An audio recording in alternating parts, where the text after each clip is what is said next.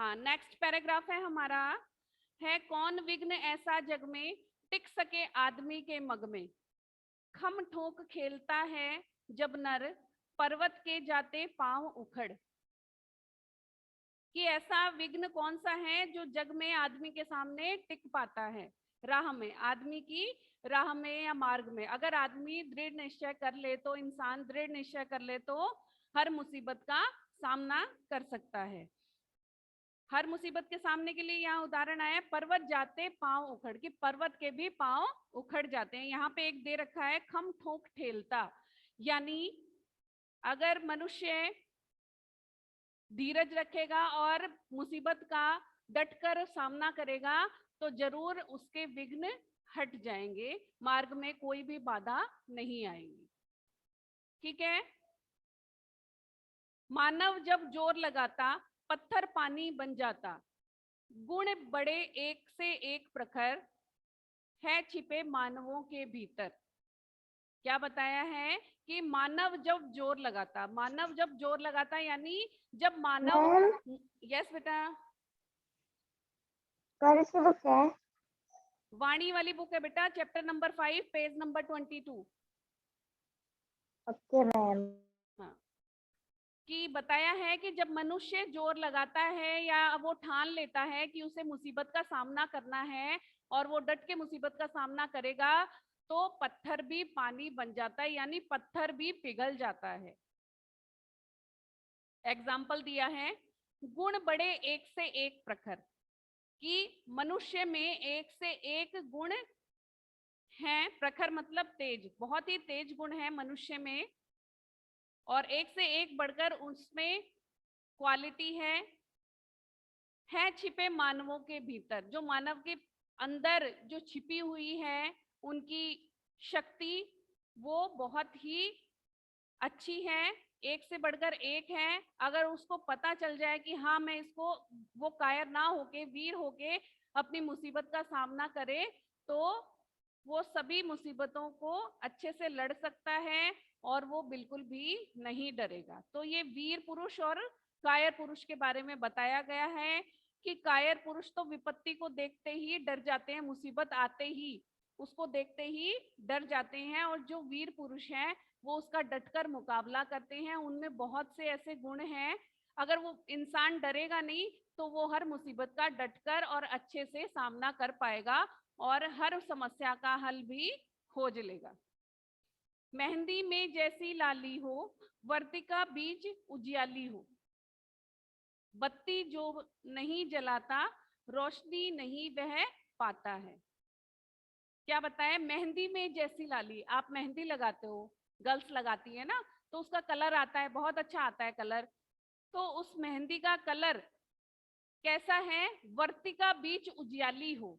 वर्तिका जब दीपक के अंदर जो बाती जलती है, जो उसके अंदर रोशनी रहती है, लाल पीली सफेद इस तरह की जो रोशनी होती है वो उस तरह की ही होती है।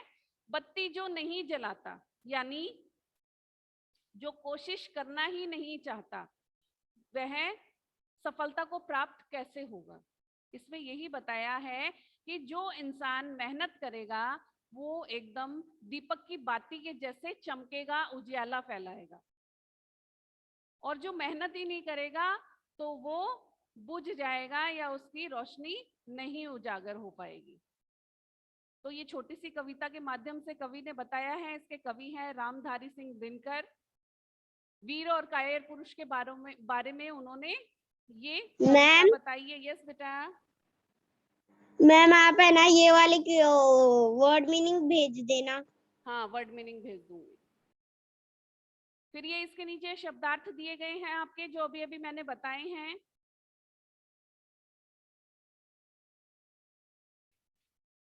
ये आपको नोटबुक में करने हैं और इसका अभ्यास कार्य भी हम आज ही कर लेंगे जितना हो सकता है। पर पहला क्वेश्चन है हमारा, सही विकल्प पर सही का चिन्ह लगाओ।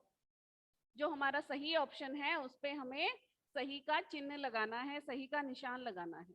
पहला प्रश्न है, विपत्ति आने पर दहल जाते हैं। क्या दहल जाते हैं, कौन दहल जाते हैं, वीर कायर या बहादुर? कायर। कायर गुण कायर। बहल जाते हैं ना, तो कायर पे टिक लगाओ, कायर।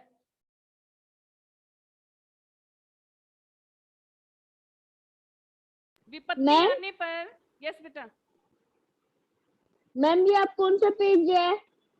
पेज 23 जिसपे बुक वर्क है, 22 पे चैप्टर है। मैम कौन सी है? वाणी वाली बुक। मैम ये तो पता है, पर कौन, इनमें कौन सा है? फर्स्ट वाला बुक वर्क, क्या वाले में फर्स्ट का। अब है सेकंड, विपत्ति आने पर कौन नहीं विचलित होते, कायर, डरपोक या बहादुर। बहादुर विचलित नहीं होते, विपत्ति आने पर उसका डटकर सामना करते हैं, बहादुर। कांटों में राह कौन बनाते हैं, बहादुर, कृषक, सैनिक। बहादुर। बहादुर, क्योंकि इस चैप्टर में कायर और बहादुर लोगों की बात हो रही है, तो यही आएगा, किसान की और सैनिक की ये बातें नहीं है। फिर है पेज नंबर 24, प्रश्न है, कविता की पंक्तियों का भाव लिखना भाव स्पष्टीकरण कहलाता है, ये बताया गया है। प्रश्न है, निम्नलिखित पंक्तियों का भाव स्पष्टीकरण लिखो। पहला है, विघ्नों को गले लगाते हैं, कांटों में राह बनाते हैं। तो इसका भाव क्या है, बाधाओं का सामना करना और समस्याओं का समाधान ढूंढते हैं, ठीक है। फिर है नेक्स्ट, है कौन विघ्न ऐसा जग में टिक सके आदमी के मग में, कि ऐसी कोई भी समस्या नहीं है जिसका समाधान ना हो। फिर है नंबर 3, माइक म्यूट करो हर्षित। Yes ma'am. बत्ती जो नहीं जलाता रोशनी वह नहीं पाता, कि जो परिश्रम नहीं करता उसे सफलता नहीं मिलती।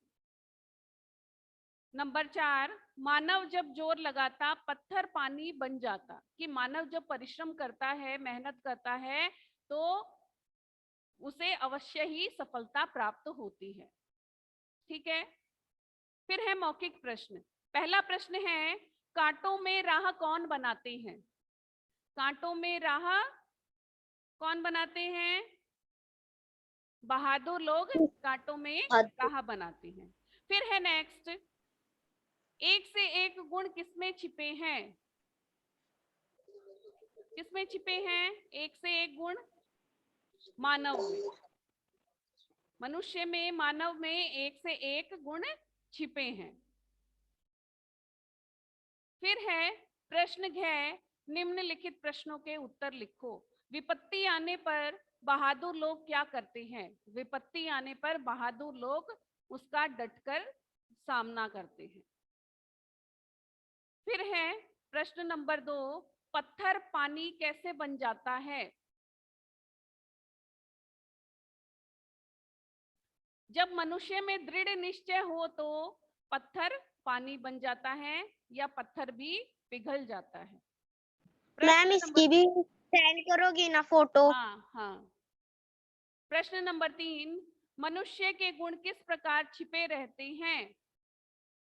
किस प्रकार छिपे रहते हैं मनुष्य के गुण।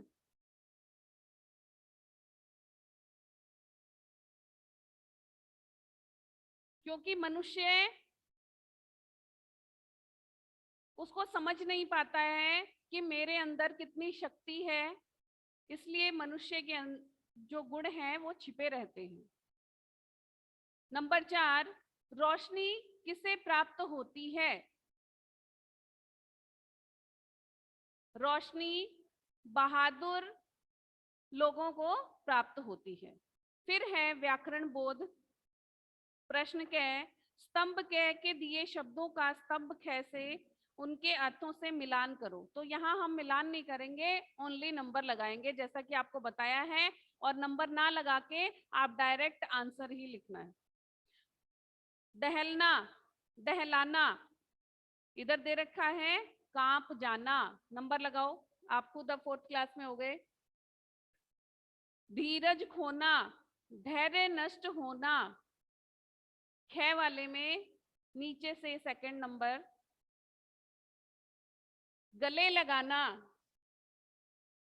अपना लेना, सबसे ऊपर स्तंभ ख वाला सबसे ऊपर। खम ठोकना यानी ताल ठोकना। पांव उखड़ना, हिल जाना।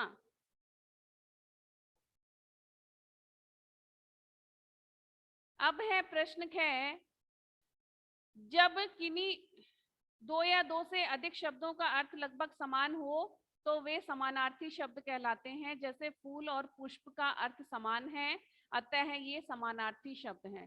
समानार्थी शब्द का एक मैंने और भी बताया था, क्या कहते हैं? पर्यायवाची शब्द। समानार्थी शब्द को पर्यायवाची शब्द भी कहते हैं। तो नीचे कुछ शब्द लिखे हैं, इन्हें छांटकर सही वर्ग में आपको लिखना है कि कौन से शब्द हैं और कौन से समानार्थी शब्द हैं।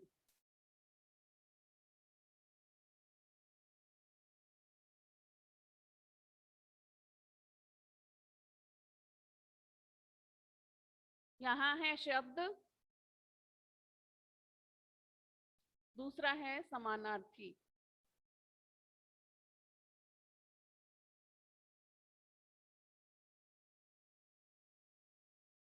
व्यक्ति, व्यक्ति क्या है? शब्द, इसका समान अर्थ हो गया आदमी।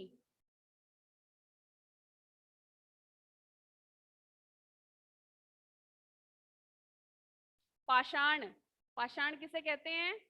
पत्थर को।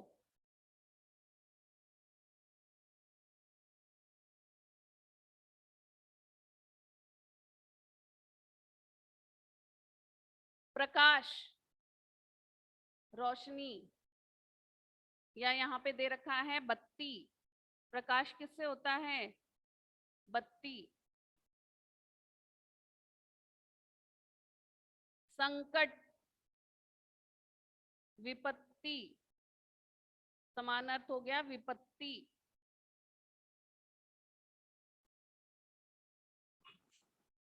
राह, मग, कांटा,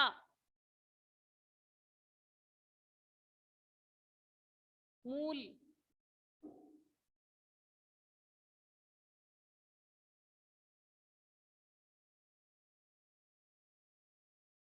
कांटा मूल दे रखा है पर यहाँ शूल होगा, तो मूल को हटा के शूल लिख लो।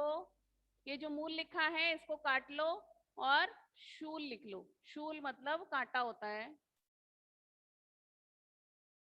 फिर है वर्तिका,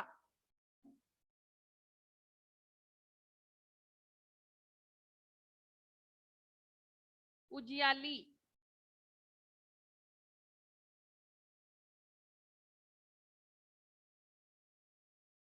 उजियाली।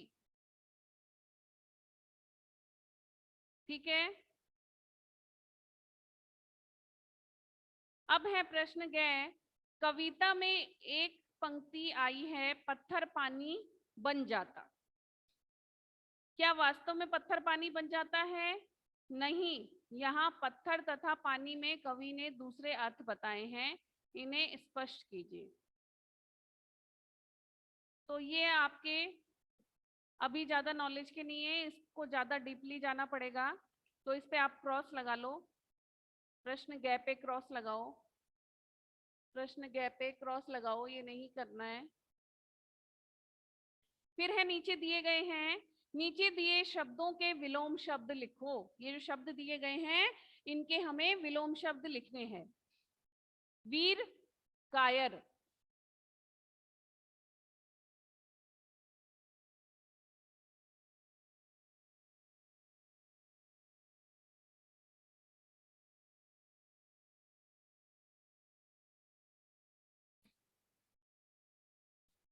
कायर, रोशनी, अंधेरा। विलोम शब्द लिखने हैं, यानी उल्टे अर्थ वाले, विपरीत अर्थ वाले शब्द लिखने हैं हमें। प्रखर, प्रखर मतलब तेज था, और मंद मतलब धीरे, मंद।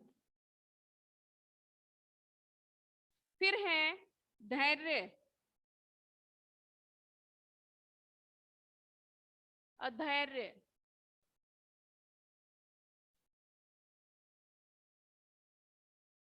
विपत्ति, मुसीबत।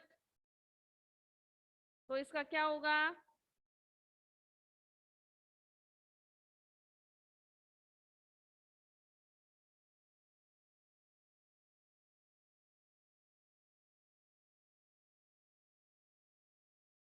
विपत्ति का उल्टा क्या होगा?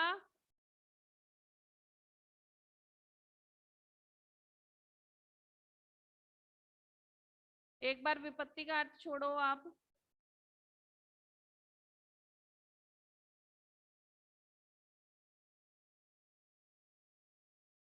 नेक्स्ट है विघ्न। विपत्ति का अर्थ होगा, चलो विपत्ति का लिख लेते हैं, संपत्ति, संपत्ति। विघ्न, निर्विघ्न।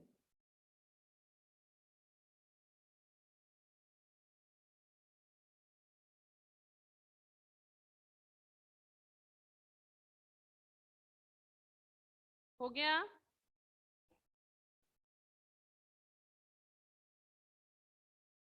बुक वर्क हो गया सबका? समझ में आ गया? कोई चीज नहीं समझ में आ रही है तो पूछ सकते हो। गए वाला प्रश्न आपको क्रॉस लगाना है, ये नहीं करना है। और कल चैप्टर नंबर 6 आप रीड करके आओगे। ये एक स्टोरी है, इस स्टोरी में क्या है वो मैं आपको पूछूंगी बीच बीच में से। पेज नंबर 26 पे है, चैप्टर नंबर 6, नागमणि। ओके? कोई कंफ्यूजन है तो पूछ सकते हो मुझे। मैम आप अभी सेंड करोगे क्या ये वर्ड मीनिंग? वो आज सेंड कर दूंगी, अभी नहीं बोल सकती क्योंकि अभी क्लास है बेटा, है ना? अगर हो जाएगा तो अभी कर ओके दूंगी।